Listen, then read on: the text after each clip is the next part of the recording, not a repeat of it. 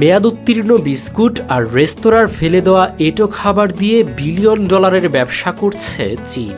ডাস্টবিনে যাওয়ার কথা যে পচা খাবারের, তা দিয়েই রাতারাতি ফুলে ফেপে উঠছে বিশাল এক ইন্ডাস্ট্রি। একসময়ের ফেলে দেওয়া জঞ্জাল এখন আক্ষরিক অর্থেই সোনার খনিতে পরিণত হয়েছে।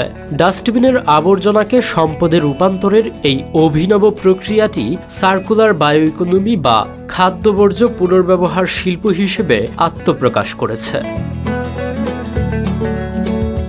সুপার শপ বা বেকারি থেকে বাতিল হওয়া টনকে টন বিস্কুট আর পাউরুটি কারখানায় এনে প্রথমে প্যাকেট মুক্ত করা হয়। এরপর আধুনিক মেশিনে গুঁড়ো করে প্রয়োজনীয় পুষ্টিগুণ মিশিয়ে তৈরি হয় উন্নত মানের পশুর খাবার।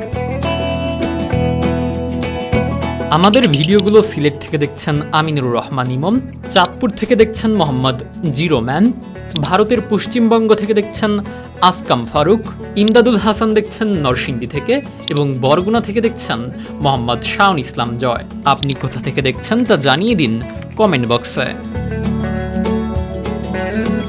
অন্যদিকে রেস্তোরাঁর ফেলে দেওয়া তেল আর উচ্ছিষ্ট সেদ্ধ করে আলাদা করা হয় ফ্যাট।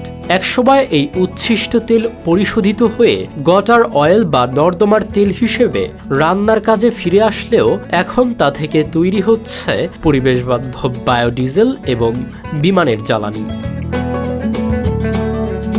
শুধু চীন নয়, দক্ষিণ কোরিয়াও তাদের মোট খাদ্যবর্জ্যের প্রায় ৯৮% এভাবেই কাজে লাগাচ্ছে। অব্যবহারযোগ্য খাবার পচিয়ে তৈরি হচ্ছে বায়োগ্যাস আর অবশিষ্টাংশ থেকে উৎপন্ন হচ্ছে উচ্চমানের জৈব সার। বর্জ্য ব্যবস্থাপনার এই চমৎকার কৌশল শুধু পরিবেশই বাঁচাচ্ছে না, বরং বিশ্বজুড়ে তৈরি করেছে এক অভাবনীয় মেগা ইন্ডাস্ট্রি।